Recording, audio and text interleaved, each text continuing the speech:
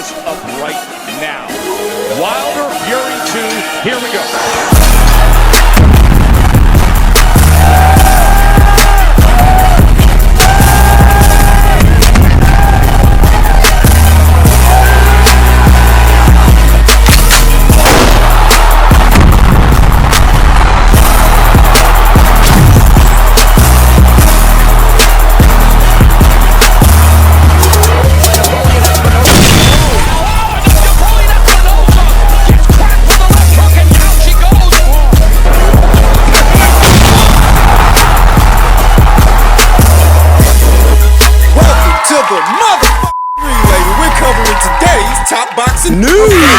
With this, well, Adrian Broner had this to say. He said, "I'll stop Devin Haney. Tell Hearn to put up the money." He's quoted as saying, "Yeah, tell Haney Promoter and Matchroom Boxing head Eddie Hearn to put up the money. They have all that money. Tell him to put the money up. I'll make the weight easy, and I'll stop him. He's the one trolling. I'm the man. He's trying to be like me. Come on, man," said Broner. "He better quit playing before I catch a case. For real. Too late for that. I have everything to lose and nothing to gain. If I beat him, they'll be like, man, you were supposed to do that. You have more experience. You were bigger and stronger," said Broner. "I don't need money. These other boxers are needing money. I'm doing good. I love boxing. I'm going to come back better than before, and it's going to make me a bigger star. I haven't fought in a year, and I'm still one of the biggest boxers in the sport." You know, when Broner says that he's one of the biggest boxers in the sport... Is he? I struggle to wrap my mind around what he means by that, as most of the time this guy's making headlines, it's really not because of anything he did inside of the squared circle. If we limit the conversation to just that, Adrian Broner is regularly an underwhelming fighter to watch. I mean, if we're talking about his inside-the-ring exploits. And if he's getting any attention, even now, having been outside of the ring for about a year, if he's still getting any attention, it's got very little to do with boxing and more to do with his constant run-ins with the law. It's got to be what he's talking about when he says that he's one of the biggest boxers and one of the biggest names in the sport. I mean, yeah, he's a recognizable name, but for all the wrong reasons. I don't know how you guys feel about this fight between Devin Haney against Adrian Broner at what could be a weight of 140 pounds, it being that I don't see Adrian Broner dropping down to 135. He hasn't fought at 135 pounds since 2013. Fat chance of him making that kind of weight, healthy, fighting fit, here today in 2020.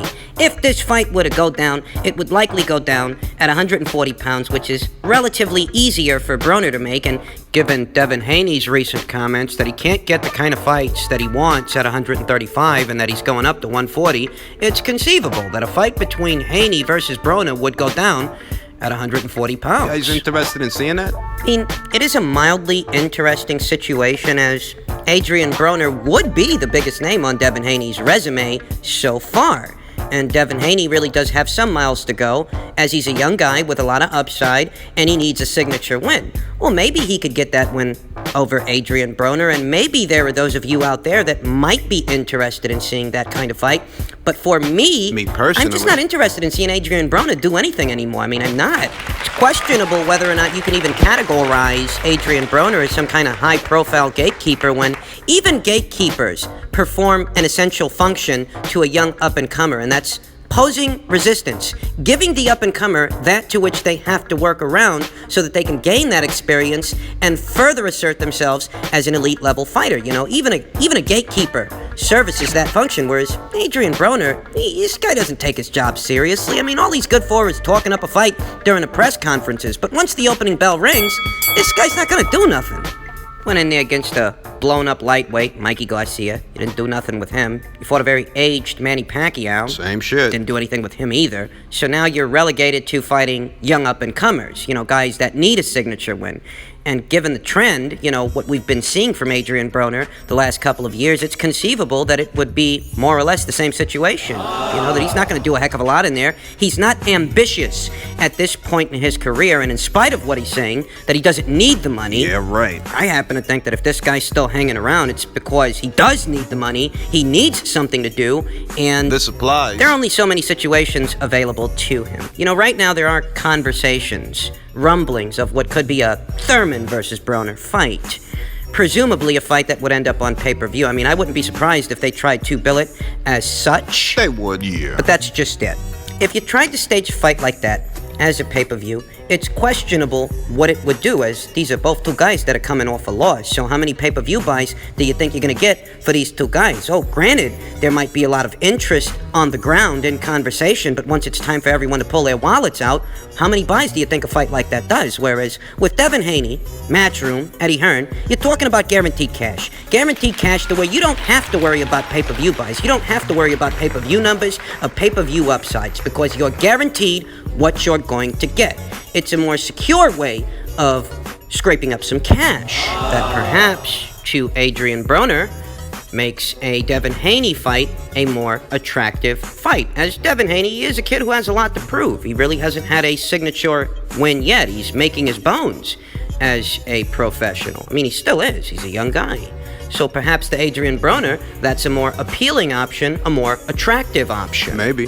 Though he is trying to milk it, for all it's worth. I mean, I think this guy asked for, what, $20 million to fight Devin Haney or something like that? Hey, you didn't get $20 million to fight Manny Pacquiao. Not guaranteed, anyway. Where do you get off asking for that kind of money to fight Devin Haney, of all people, okay? You haven't fought in a year, and you're coming off a loss. You're not a world champion, but this is what Adrian Broner was asking for. He's trying to milk the situation for all it's worth, all that he can, though I don't think he's going to have that kind of success with it. I don't think that Eddie Hearn and the people at Matchroom are prepared to give him $20 million. But I could see 5 or 6, maybe 7. Something like that. It's not as crunchy a number, nowhere near as ostentatious as $20 million fucking dollars. And perhaps there are those of you out there that would find such a situation intriguing, but for me, it's a question of getting someone in there with Devin who's going to give it an earnest effort and try to win. And from where I'm sitting,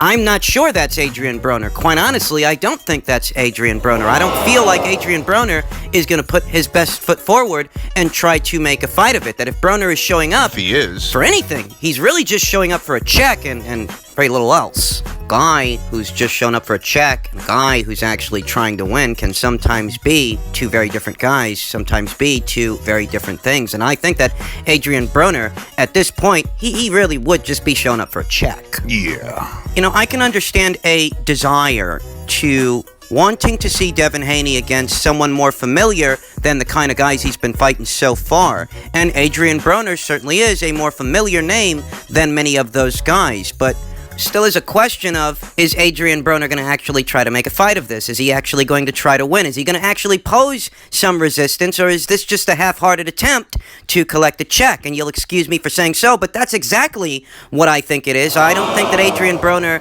is ambitious at this point, and he's really just trying to make ends meet. It's for this reason that I've no interest in seeing Adrian Broner do anything with anyone, not even Devin Haney. So my closing thoughts on that proposition are, I'm not interested. I'm just not. I don't know if you guys are, but I'm not. In other news, it has been reported that both Canelo Alvarez and Gennady Golovkin have agreed to a third fight after separate interim bouts.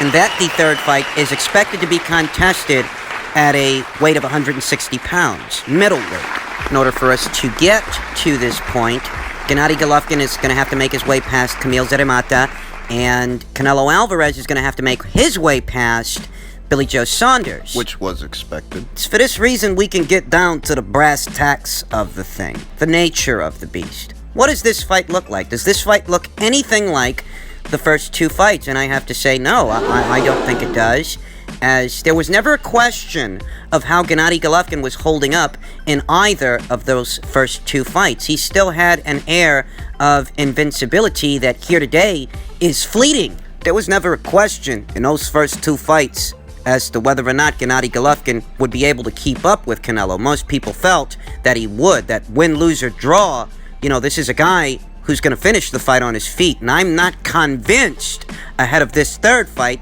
that Gennady is the same guy that he was in those first two fights. You can go in there against Kamil Zerimata and look sensational. You can beat that guy in spectacular fashion. But that doesn't communicate to me that Golovkin is the same guy that he used to be. It doesn't, because Zerimata's a guy who hasn't scratched the surface of the middleweight division. Thus, beating him in good fashion doesn't tell you much. It doesn't tell you the realities as far as how Golovkin's really doing and how's he going to look against an elite level guy, whereas Canelo Alvarez is looking better and better fight by fight. He's rounding out, continuing to improve. You think about who these guys have been keeping busy with, in retrospect with each other, and what that communicates. Canelo Alvarez has basically gone on a tier of world champions. He will have gone from facing Daniel Jacobs for the IBF to Sergey Kovalev at light heavyweight for the WBO, presumably Billy Joe Saunders at 168, thereafter, also for the WBO, whereas Gennady Golovkin, this is a guy who's going life or death with Sergey Didivianchenko. He's a good fighter. You know, you go in there with a Steve Rolls, a little tune-up fight, and the first solid guy they put you in there with gives you a hard time. A really hard time. So much so that you've got no choice but to take your foot off the gas in what is your very next fight. The fight that is to be the Zeremata fight. Whereas with Canelo, he's fighting world champions, reigning world champions on a regular basis. Those are the facts. I mean, that tells you everything you need to know right then and there as far as how these guys are holding up. Ladies and gentlemen, I'm not a fan of Canelo Alvarez, but if I'm going to give it to you, I'm going to give it to you straight. And ahead of what is to be a third fight, Canelo Alvarez might very well retire Gennady Golovkin, retire him in spectacular fashion. There's an 8-year age gap between these two guys, and that 8-year age gap might not have meant much 1 or 2 or 3 years ago. Maybe not. But here today, that 8-year age gap basically means that by the time Gennady Golovkin and Canelo lock horns for the third time, Golovkin's going to be 38 years old. You know that Canelo Alvarez is a guy with a whole lot of upside. I mean, in case you're not aware, Canelo Alvarez ain't even 30 years old yet. He's not. This guy's only 29 years old. He will just be hitting 30 by the time that this third fight would go down. So how's it look, folks? Huh? How does it look? How does it look to you? Huh? What do you think happens if these guys lock horns for a third time, given all the aforementioned factors? What do you think happens? Gennady Golovkin is taking this fight. If he's going into this fight, he's going in there to cash out. That's what this is. This could very well be the swan song of Gennady Golovkin. Because if he goes in there and he gets taken out in spectacular fashion, which I think is highly probable, I don't see him sticking around to do anything else with anyone else, as this would be the most sought-after fight anyone from 160 to 175 would be pursuing. I hypothesize that Gennady Golovkin goes in there against Canelo for a third time and gets himself knocked out. Thereafter, do you think he sticks around to fight the likes of a Jamal Charlo? No. Do you think he sticks around to fight the likes of a Demetrius Andrade? No. No. No way. Do you think he sticks around and moves up to 168 pounds, having been knocked out at 160 pounds? All this time squandered that he could have so decided to move up there some time ago. Do you think he decides to go up there after being stopped by the likes of a Canelo Alvarez? I mean, I don't see very many other ways to look at this rubber match, to look at this third installment of Canelo versus Golovkin. In all likelihood, that could be Gennady Golovkin's swan song. It could. It's my opinion. Feel free to disagree. And finally, fresh off his knockout win over Gerald Washington, former IBF heavyweight champion Charles Martin is looking to land a July IBF final eliminator to get a second crack at Anthony Joshua. I have to say that all things considered, it's pretty obvious why Charles Martin has so decided to go the IBF route to pursue a fight with Anthony Joshua. A rematch. As that is certainly the biggest bang for your buck fight the division has to offer, and this certainly is the most secure route to a world title shot the division has to offer. It is. As the WBA might have you fighting for any variety of their trinket titles. Who knows if fighting in WBA eliminators will get you a crack at the gold belt, the world belt, or the super belt. They've got so many belts in rotation that if you go that route, you never really know which one you're going to end up fighting for. And it's pretty obvious that Martin wants a Joshua rematch. Thus, the most secure avenue to get that rematch would be by going the IBF route. And since he's going the IBF route, that really does narrow the field, narrow the pool of options. Yeah, it does. For what could be an IBF final eliminator involving Charles Martin and someone else. But who will it be? Well, the next contender is Alexander Usyk, and the problem with that kind of matchup is Alexander's already Anthony Joshua's mandatory challenger via the WBO, and it's likely he's going to stay the course. There's really no need to make any alterations. Under Alexander Usyk, behind him in the ranks, is The bounty hunter. Michael Hunter. And I actually like the idea of a Charles Martin versus Michael Hunter fight, as Michael Hunter is very much still making his bones as a heavyweight, although he has proven himself formidable to a degree. I think that there is a certain air of intrigue when it comes to Martin versus Hunter. It's a good fight. The thing with that fight is that politics do play a role. Would Michael Hunter cross over to the PBC side of things for that IBF final eliminator, or would it be the other way around? Would Charles end up on the matchroom side of things? It is probable that the IBF would order it, given how the cookie crumbles, how the ranked standings currently stand. However, I'm not convinced that it happens that way. What I'm convinced happens is that perhaps Charles Martin attempts to fight Robert Helenius, who is ranked at number 6 behind Andy Ruiz, who's ranked at number 5, who's ranked behind Michael Hunter at number 4. What I think happens is perhaps Charles Martin and Robert Helenius' people get together and try to petition the IBF to stage their fight as what could be an IBF final eliminator. I mean, I know that Andy is between them, but the thing about Andy is he's become a bit of an underachiever as of late, seeing as he walked away from a potential Luis Ortiz fight and a potential Dillian White fight. What Andy Ruiz looks to be doing next, in his very next fight, is tuning up, and I'm convinced he'll be tuning up against Chris Areola or someone along those lines. I think that in spite of Andy being ranked ahead of Robert, Andy at this point is a bit of a non-factor.